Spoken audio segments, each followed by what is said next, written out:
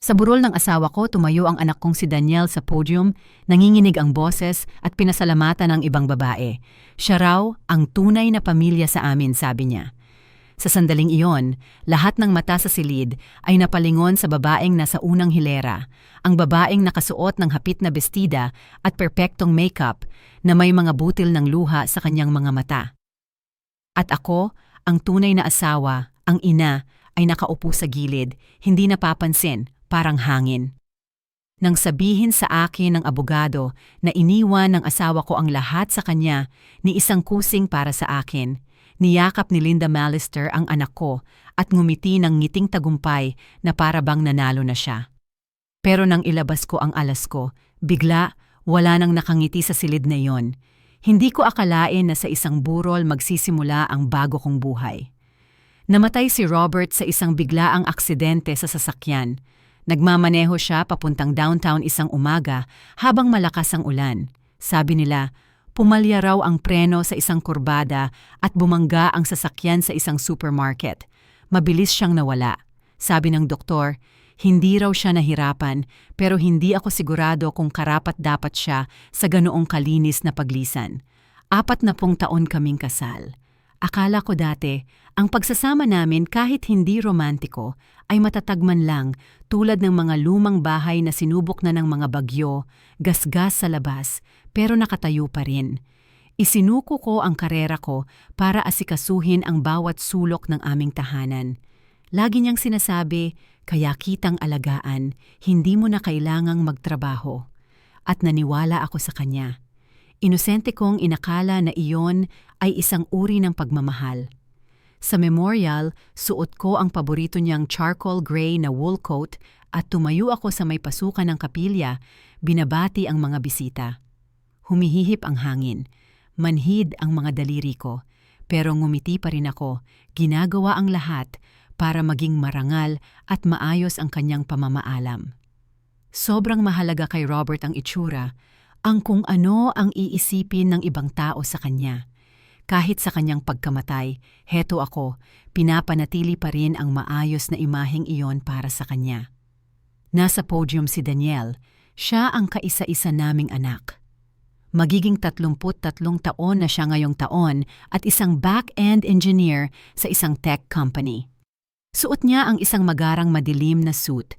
Seryoso ang mukha niya at matatag ang boses gaya ng dati. Matapos basahin ang isang parangal para sa kanyang ama, huminto siya at nagsimulang mamasa ang mga mata niya. May isang tao akong gustong bigyan ng espesyal na pasasalamat, sabi ni Daniel. Medyo nanginginig ang boses. Tumahimik ang buong silid. Hinigpitan ko ang hawak sa aking handbag sa kandungan ko, namumuti ang mga buko ng daliri ko. Akala ko sasabihin na niya, ang aking ina. Sa sandaling iyon, halos marinig ko na itong namumuo sa kanyang lalamunan, ang matagal ko nang hinihintay na pagkilala. 40 taon ng pagsasama, pag-aalay sa tahanan, mga gabing ginugol sa ospital, lahat ng tahimik na sakripisyo. Naniwala talaga akong sa wakas ay nakita na niya ako. Pero ang sumunod na lumabas sa bibig niya ay parang mapurol na patalim na dahan-dahang humiwa sa akin. Bawat pulgada ay tinatanggal ang pag-asang iyon.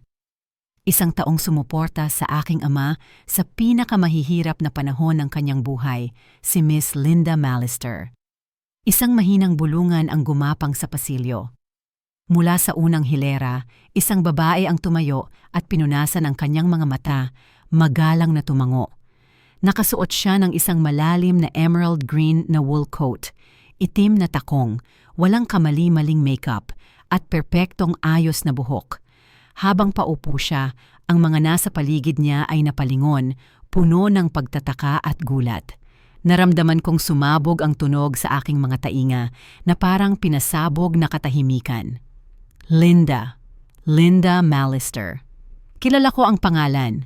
Siya ang administrative assistant ni Robert sa firm. Kalaunan ay na-promote niya ito bilang consulting partner at sandali pa ngang isinama sa board. Kapag tinatanong ko siya tungkol dito, palagi niyang minamaliit. Magaling siya, huwag kang paranoid. Naalala ko ang company party noong taong iyon. Dinalhan niya ako ng alak, matamis na nakangiti, kumikilos na may kagaanan ng isang babaeng sanay sa lugar. Binaliwala ko lang siya noon bilang isa na namang sip-sip na empleyado. Ngayon, napakalaking kabalintunaan. Mula sa kabilang panig ng silid, may bumulong, napakalapit ng upo niya, parang pamilya. At ang anak ko, ang sarili kong anak, ay pinasalamatan pa ang babaeng iyon sa burol ng kanyang ama.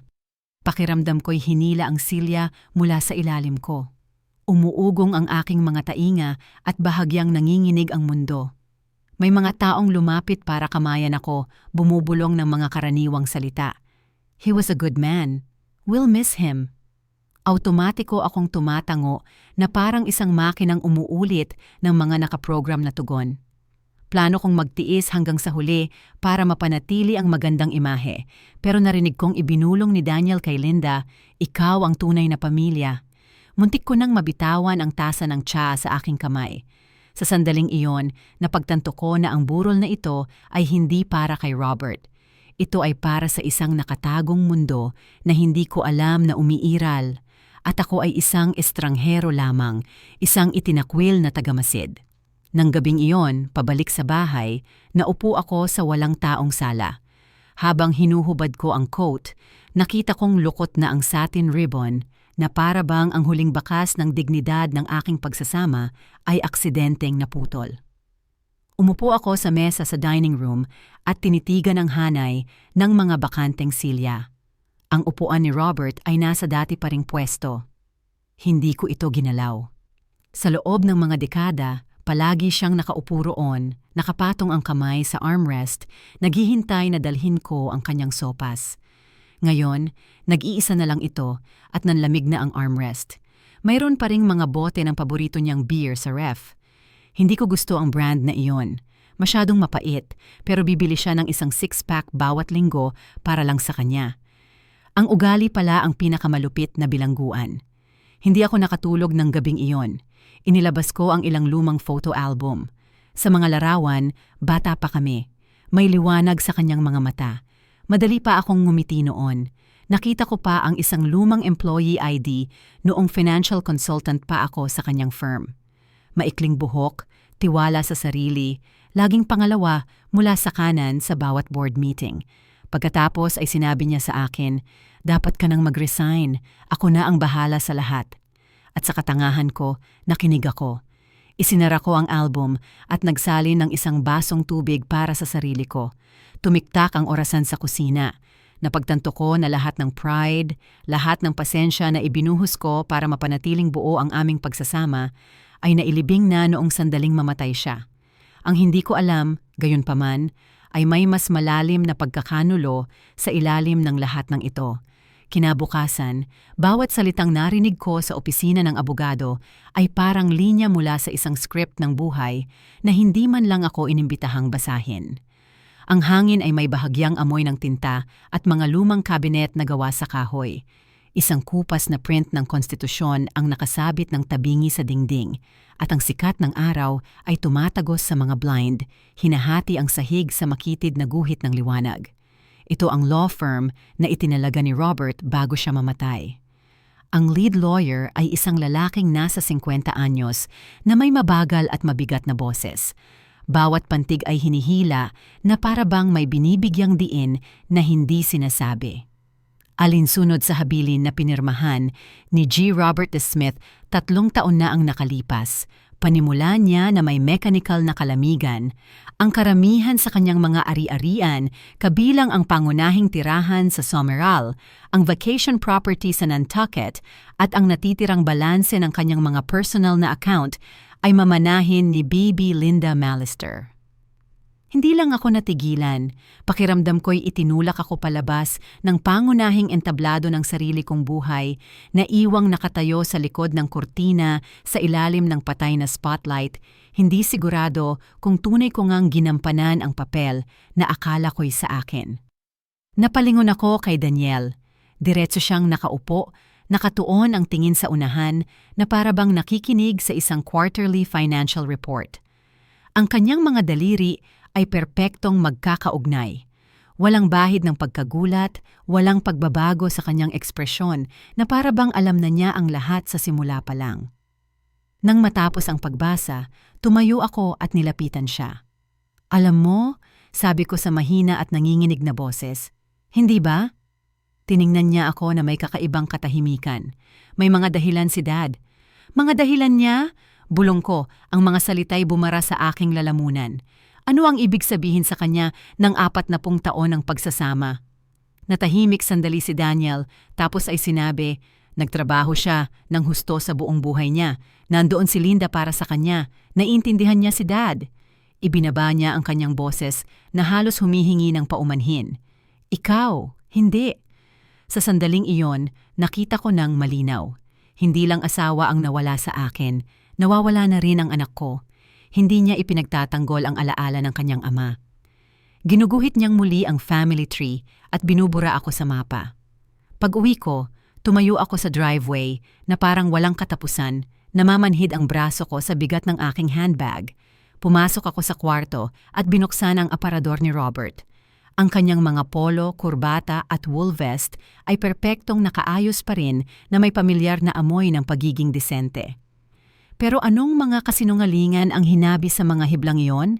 Kailan siya nagpasya na hindi na ako pamilya? Noong taon bang nakalimutan kong bilhin ang paborito niyang alak para sa aming anibersaryo? O bago pa noon, noong nag-resign ako bilang kanyang financial consultant at naging simpleng may bahay na lang? Nagsimula akong maghalongkat sa mga drawer para sa patunay na hindi ako nababaliw. Mga lumang ledger, litrato, resibo, mga lumang business card. Sa drawer ng kusina, nakakita ako ng isang folder ng mga sulat na itinago ni Robert. Isa ay mula sa Nantucket Property Management Company. Ang petsa ay 6 na taon na ang nakalipas. Ang nakatanggap, si Linda. Nanginginig ang mga kamay ko. Ilang beses na akong nakapunta sa bahay na iyon sa tabi ng dagat, hindi namamalayan na bisita lang pala ako. Nang hapong iyon, tumawid ako sa kabilang kalsada para bisitahin si Giselle, ang matagal na naming kapitbahay. Isa siyang byuda na nasa huling bahagi ng kanyang 70 anyos, may matalas na memorya at isang hardin na puno ng mga rosas. Nang banggitin ko ang pangalan ni Linda, nanigas ang mukha niya. "Si Linda, hindi ba't siya yung isinasama ni Robert sa mga symphony?" Tanong niya, tinaas ang isang kilay. "Hindi ka sumasama sa kanila?" Pinilit kong ngumiti. Tuyo ang bibig ko. Hindi ko naman talaga gusto ang mga social event.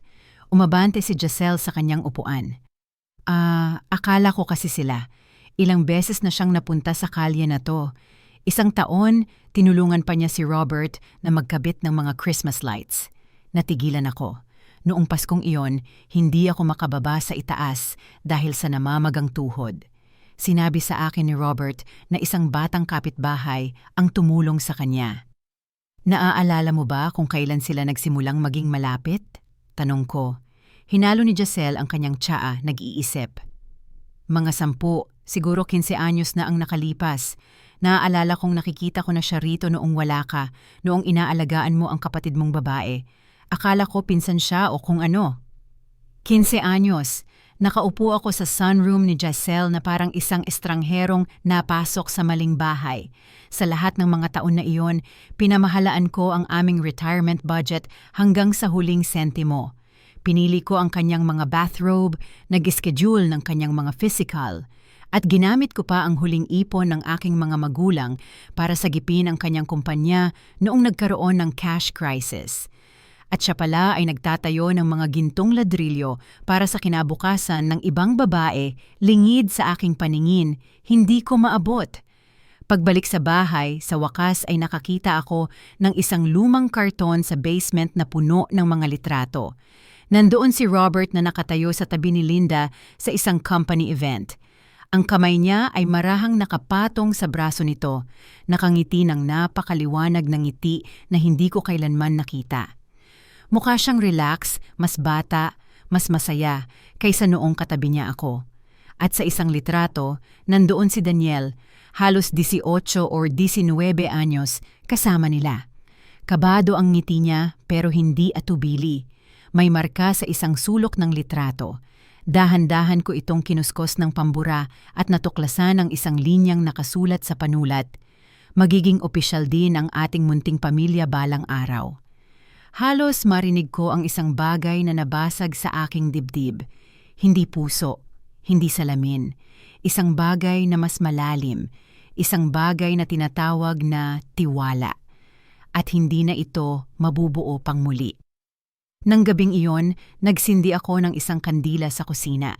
At sa unang pagkakataon sa bahay na ito, nang wala si Robert, nagpatugtog ako, isang mabagal, malambot, at hindi nagmamadaling jazz record. Nagsimula akong magtaka. Baka nabuhay ako sa buong buhay ko sa kanyang ritmo at hindi kailanman sumayaw sa sarili kong tugtog. Pero hindi na ngayon.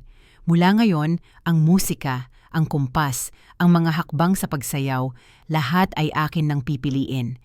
Akala ko tapos na ang pinakamasama, ang habilin, ang katotohanan tungkol sa mga ari-arian. Si Linda, na kinukuha ang kanyang pwesto sa sentro ng lahat, walang hiyang tinawag na pamilya. Sapat na iyon na kahihiyan para sa isang buong buhay. Pero hindi ko napagtanto na ang tunay na dudurog sa puso ko ay si Daniel. Siya ang kaisa-isa kong anak. Naniwala ako na gaano man magbago ang buong mundo, mananatili siyang akin. Nagkasundo kaming magkita sa cafe sa bayan doon sa lugar kung saan siya kumakain ng caramel dessert noong bata pa siya. Dumating siyang nakasuot ng trench coat, ang kilos niya ay matigas at formal na para bang naghahanda para sa isang interview at hindi para makipagkita sa kanyang ina. Bago pa ako makaupo, inilagay niya ang kanyang cellphone nang nakataob sa mesa. Lagi niyang ginagawa iyon, isang banayad na senyales na anumang buzz ay maaaring maging dahilan para iwanan ang usapan. Bakit mo pinadalhan si Linda ng legal notice? Diretsahan niyang tanong. Huminga ako ng malalim at tiningnan siya sa mata. Sa tingin mo ba hindi ko dapat ginawa? Nagkibit balikat siya. Hindi ka naman niya sinaktan, ibinigay ni Dad ang pera sa kanya, desisyon niya iyon. Ang pagdemanda sa kanya ay nagdudulot lang ng abala sa lahat. Abala? Sabi ko, basag ang boses sa hindi makapaniwalang tono. Daniel, niloko ako ng tatay mo sa loob ng mga dekada. Isinuko ko ang karera ko para sa pamilyang ito, ang mga kaibigan ko para sa iyo. Ibinenta ko pa ang emerald ring ng nanay ko para lang mabayaran ang tuition mo sa kolehiyo. Alam mo ba kung gaano kahalaga sa akin ang singsing na iyon? Sumimangot si Daniel, bumuntong hininga na may halatang inis. Lagi mo na lang yang isinusumbat na parang may utang na loob ako sa'yo. Tumama iyon sa akin na parang isang mapurol na suntok sa dibdib. Hindi galit ni hindi pagtatalo, kundi distansya. Isang malamig at tiyak na distansya. Sinabi sa akin ni Dad, sabi ni Daniel, matapos ang isang saglit, bumaba ang kanyang boses, na ang pinakamasasayang taon ng buhay niya ay kasama si Linda. Naiintindihan siya ni Linda. Nirerespeto niya siya. Hindi niya laging kinokwestiyon at pinupuna tulad ng ginagawa mo. Kinokwestiyon ko siya dahil tumigil siyang respetuhin ako. Sabi ko, nagngangalit ang mga ngipin. Pinupuna ko siya dahil mali siya. Umiling si Daniel na para bang nakikinig sa isang walang kwentang sermon. Masyado kang tradisyonal, Ma. Palagi kang naniniwala na ang pagsasakripisyo ay isang birtud, pero hindi kailangan ni Dad ang ganoong klase ng pagmamahal. Doon ko naintindihan, hindi ito isang biglaang revelasyon para sa kanya. Matagal na siyang ganito mag-isip. Hindi niya lang sinasabi hanggang ngayon. Tinitigan ko siya sandali. Ang nakikita ko lang ay ang batang siya noon. Ang batang hirap huminga tuwing inaatake ng hika habang nakaupo ako sa tabi ng kanyang kama buong gabi. Ang teenager na binubuli sa eskwela na ang dignidad ay ipinagtanggol ko na parang sa akin.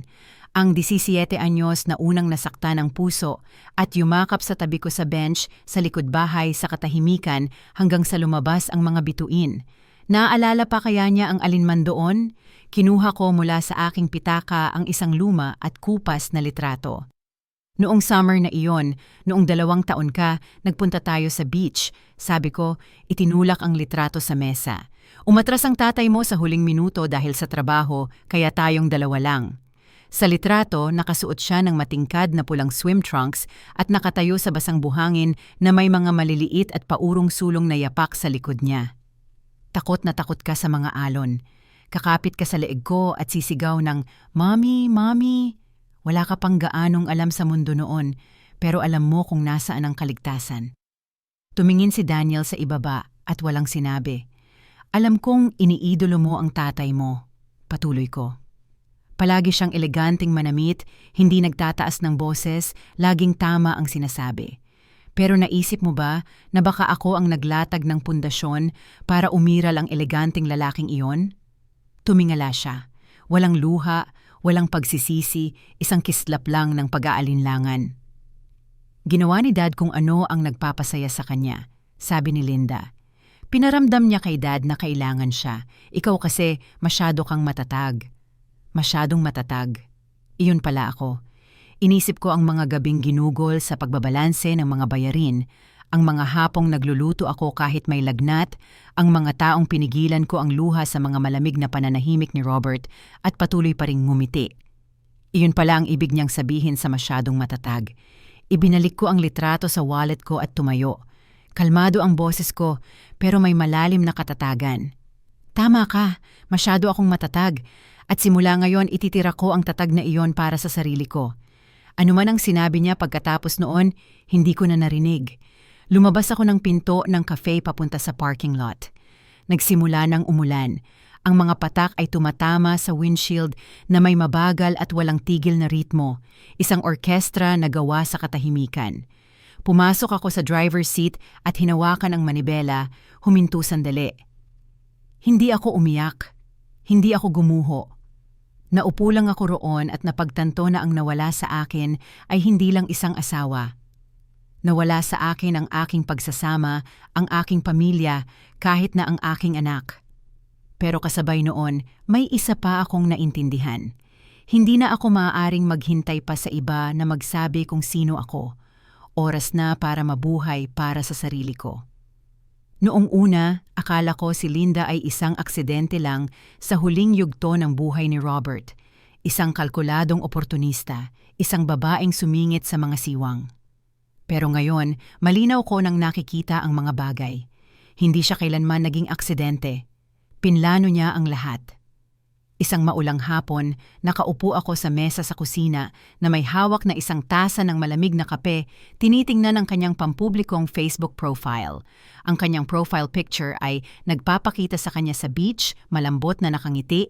Ang background ay in-edit na may magandang blur na para bang ayaw niyang makita ng sinuman kung ano talaga ang nasa likod niya. Sabi sa kanyang bio, consultant in the architecture sector, lover of classical music and community service, grateful for life's tender company.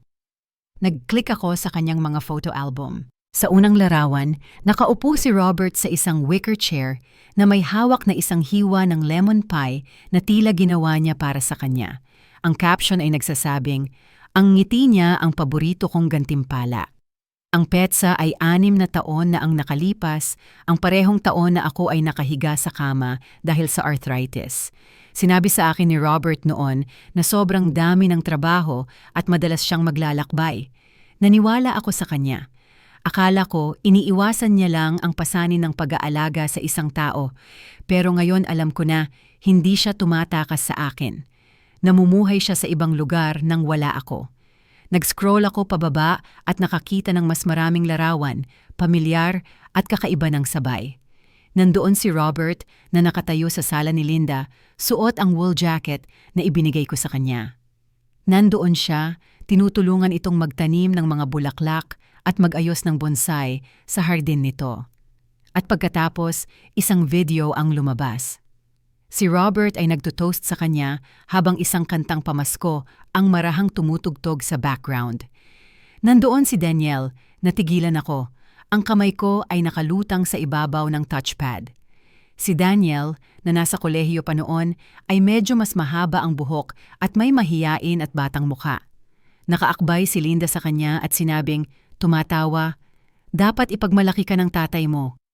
Doon ko naintindihan. Si Linda ay hindi lang lihim ni Robert. Ilang taon na niyang ipinoposisyon ang sarili bilang bahagi ng aming pamilya. At ako ang babaeng plano niyang palitan. Tinawagan ko si Ruth. Si Ruth Lanier ay isang malapit na kasamahan noong mga taon ko sa firm ni Robert. Isa sa iilang babaeng na natili akong may koneksyon matapos kong umalis sa trabaho. Semi-retired na siya ngayon, tinutulungan ang kanyang anak na magpalaki ng apo at tumatanggap ng paminsan-minsang freelance financial case. Sumagot siya sa ikalawang ring na may parehong enerhiya tulad ng dati. Maggie, naku po, narinig ko ang tungkol kay Robert. Balak na sana kitang tawagan. Salamat, sabi ko. Hindi na ako nagpaligoy-ligoy. Ruth, kailangan ko ng tulong mo para may mahanap. Hindi siya nag-atubili. Sabihin mo sa akin kung ano ang hinala mo. Huminto ako sandali. Kalmado ang boses ko, pero matatag. Naniniwala ako na ginamit ni Robert ang pondo ng kumpanya sa loob ng hindi bababa sa huling dekada para bumili ng mga ari-arian para kay Linda at maaaring may iba pang mga hindi maipaliwanag na transfer. Natahimik si Ruth. Hindi lang pagsasama ang inaayos mo, Maggie. Naghahanap ka ng paraan para ilantad ang pandaraya. Gusto ko ang katotohanan, sabi ko. Masyado na akong matagal sa dilim. Nagkasundo kaming magkita sa bahay niya sa loob ng 2 araw. Samantala, naging isa akong babaeng may misyon. Pumunta ako sa lokal na library at hinanap ang mga property record ni Linda sa Summer Ball. Isang bahay, isang single-family villa sa ilalim ng kanyang pangalan. Petsa ng pagbili, 5 taon na ang nakalipas, sa mismong huling bahagi ng Employee Housing Benefits Project ng kumpanya, ang parehong proyekto na pinangangasiwaan ni Robert. Nakadalawa ko roon noong proyekto na iyon. Naaalala kong nagbiro pa ako noon, sa susunod na biyahe, isama mo naman ako. Iniwasan niya ang suhestyon, hindi mo magugustuhan doon. Ngayon alam ko na, ang kwarto ay hindi para sa mga kliyente, para iyon sa kanya. 2 araw makalipas, nagmaneho ako papunta sa bahay ni Ruth.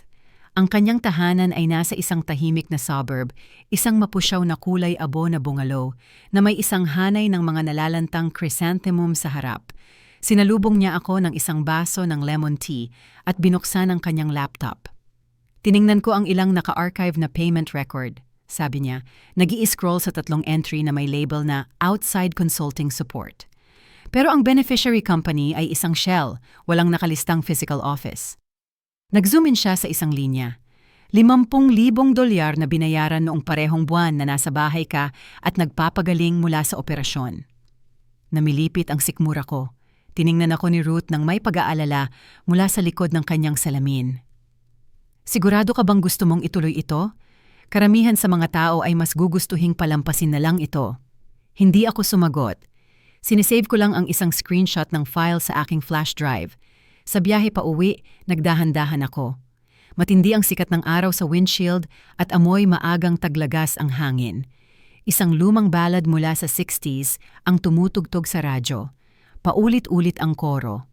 Malalaman mo lang ang totoo kapag tumigil ka na sa pagkukunwari. Oo, kapag tumigil ka lang sa pagkukunwari, doon ka magsisimulang makakita ng malinaw. Pag-uwi sa bahay, naupo ako sa harap ng computer at sinesave ang mga larawan ni Linda sa Facebook sa isang bagong folder. Pinangalanan ko itong ebidensya. Hindi na ako ang babaeng ibinabaon ang kanyang emosyon sa likod ng kalan.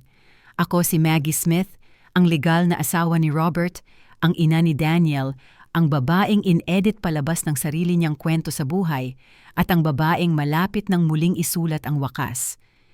Ang pangalawang batch ng mga dokumento mula kay Ruth ay dumating habang pinupunasan ko ang lababo sa kusina. Sumisilip ang sikat ng araw sa mga blind, nag-iiwan ng malinis na guhit sa countertop. Huminto ako sandali na may hawak na basahan at naisip na ganoon pinanatili ang aking pagsasama. Malinis, tahimik, hanggang sa hindi ko na naramdaman na sa akin ang kusina. Simple lang ang subject ng email. 3 kahina-hinalang transaksyon, paunang legal na pagtatasa. Binuksan ko ito. Ilang pamilyar na PDF statement ang lumitaw sa screen. Nilagyan ni Ruth ng mga anotasyon. Ang pangalan ng kumpanya, Quinte Consulting LLC. Ang account na nakakonekta kay Linda. Ang mga transfer, 3 pagbabayad na nagkakahalaga ng mahigit 300 at $50,000, maingat na pinag-stagger sa loob ng 5 taon, Bawat isa ay nakatiming sa labas ng opisyal na audit cycle ng kumpanya. Nagdagdag siya ng isang tala. Ang halagang ito ay walang sapat na justification. Maliban kung may maipapakitang mga invoice para sa mga serbisyong may katumbas na halaga, ito ay posibleng isang mapanlinlang na regalo. Ayan na ang patunay. Naramdaman ko ang isang buhol ng determinasyon na namuo sa aking dibdib. Alam ko na ang gagawin. Nang hapong iyon, tumawag ako sa isang abogadong dalubhasa sa fraud at corporate law. Marami akong mga tanong. Sabi ko, matatag at malinaw ang boses. Naniniwala ako na sistematikong ninakawan ng aking yumaong asawa ang kanyang kumpanya para tulungan ang kanyang matagal ng kerida. Ang abogado ay isang babaeng nagngangalang Michelle Robinson. Nasa kalagitnaan siya ng kanyang 50 anyos at ang boses niya sa telepono ay mainit at walang paligoy-ligoy. Kalmado siyang nakinig habang nagsasalita ako. Kailangan mong ipadala sa akin ang lahat ng mayroon ka, sabi niya. Bawat dokumento, bawat email, bawat litrato. Ibinaba ko ang telepono at sinimulang kopyahin ang mga file. Nang matapos ako, mayroon na akong mahigit 50 dokumento. Inimprenta ko ang lahat, inayos ng maigi sa isang folder at dinala ito sa kanyang opisina sa downtown. Ang kanyang firm ay nasa isang glass skyscraper at pinagmasdan ko ang tanawin ng Chicago skyline habang naghihintay. Nang pumasok siya, mayroon siyang mabait at propesyonal na ngiti. Mayroon siyang magandang gupit na bumagay sa kanyang panga at nakasuot ng perpektong bestida. Kinuha niya ang folder, tiningnan ito at tumango. Pag-aaralan namin ito, sabi niya. Makikipag-ugnayan ako sa iyo. Salamat, sabi ko, nakatingin sa kanya. Niloko niya ako at tinulungan pa siya ng anak ko. Gusto kong ibalik niya ang bawat sentimo. Itinulak ni Michelle ang kanyang salamin pataas sa kanyang ilong. Gagawin namin ang aming makakaya. Ang sumunod na ilang buwan ay isang ipu-ipo ng mga appointment, email at legal na proseso. Nagsampa kami ng kaso laban kay Linda Mallister at umingay ang kaso. Ang dating firm ni Robert, ang kanyang abogado at maging ang kanyang ari-arian ay nasangkot sa kaso. Tapos, nariyan si Daniel. Kinuha niya ang panig ni Linda. Galit na galit siya. Sinira mo ang alaala niya, sabi niya sa akin sa telepono. Daniel, ang alaala mo sa iyong ama ay isang fairy tale, sabi ko. Isa siyang manloloko na gumamit ng pera para lokohin ako, ang kanyang asawa at ang ina ng kanyang anak. Iyan ang totoo. Ibinaba niya ang telepono. Hinintay kong tumawag siya pabalik, pero hindi niya ginawa. Masakit, pero ginawa ko pa rin. Kailangan ko. Dinala ang kaso sa korte. Sinubukan ni Linda at ng kanyang abogado na palabasin na isa itong hindi pagkakaunawaan. Sinabi nilang ang mga pondo ay lehitimong bayad para sa mga serbisyong consulting. Naglabas sila ng mga peking invoice na ibinigay ni Robert sa kanya. Pero mayroon kaming ebidensya mula kay Ruth at mayroon kaming mga Facebook photo ni Robert. Tumayo ako sa witness stand at ikinuwento ang nangyari. Nagsalita ako tungkol sa 40 taon ng aming pagsasama, tungkol sa mga sakripisyong ginawa ko para sa kanya at kay Daniel, at tungkol sa sakit na naramdaman ko nang malaman ko ang totoo. Ang hukom, isang babaeng itim na nasa kalagitnaan ng kanyang 60 taon, ay tumingin sa akin ng may pag-unawa. Sa tingin ko, naintindihan niya kung ano ang nangyayari sa puso ng mga babaeng tulad ko. Sa huli, pumanig sa amin ang hukom. Inutusan niya si Linda na ibalik ang lahat ng ibinigay ni Robert sa kanya kasama ang interes. Ang kabuuang halaga ay mahigit $1,000,000. Kinailangang ibenta ni Linda ang mga ari-ariang binili niya gamit ang ninakaw na pera. Naubos ang pera niya, nawalan siya ng trabaho at ng reputasyon. Hindi ko na siya muling nakita. Tungkol naman kay Daniel, hindi niya ako kinausap sa loob ng maraming taon. Pagkatapos, nang mamatay ang aking ama, tinawagan niya ako. Nagkita kami sa burol at nagyakapan. Nagsimula kaming magkita muli. Ikinuwento ko sa kanya ang buong istorya at nagsimula siyang makaunawa. Inabot ng maraming taon pero naayos namin ang aming relasyon. Humingi siya ng tawad sa akin. Sabi niya, isang ilusyon lang pala ang ipinagtatanggol niya sa buong panahon. Niyakap ko siya at sinabing naniwala ako sa kanya sa buong panahon. At sa sandaling iyon, maraming mga mata ang lumuha. Lumapit si Daniel at marahan akong niyakap. "Ma," sabi niya, nakangiti. "Kailan ka pa gumaling magbigay ng speech?" Ngumiti ako pabalik. "Dati pa, hindi ka lang nakikinig." Pareho kaming tumawa. Lahat ay tumawa. Bago matapos ang party, sandali akong naglakad sa hardin. Huminto ako sa harap ng puno ng crab apple na itinanim ko 20 taon na ang nakalipas. "Last year, muntik nang mamatay ito," sabi ko. "Muntik ko nang putulin pero ngayong spring namulaklak siya ng mas maaga kaysa dati at namumulaklak pa rin." Nagtawanan ang mga babae. Idinagdag ko, kahit siya alam na hindi dapat sinusukuan ang anumang buhay pa. Nang gabing iyon, nang makaalis na ang lahat, tiniklop ko ang mga upuan at inilagay ang mga ito sa shed. Ang porch wind chime ay marahang tumunog sa hangin. Humarap ako para panoorin ang paglubog ng araw. Nakapatong ito sa ibabaw ng lumang puno ng maple sa dulo ng kalye na parabang nagsasabing, "Sino ka ba talaga?" Hinubad ko ang aking takong, naglakad ng nakayapak papasok sa bahay, isinabit ang bestida at natulog. Alam ko na kung sino ako. Isa akong survivor, isang mandirigma at pinalaya ako ng katotohanan.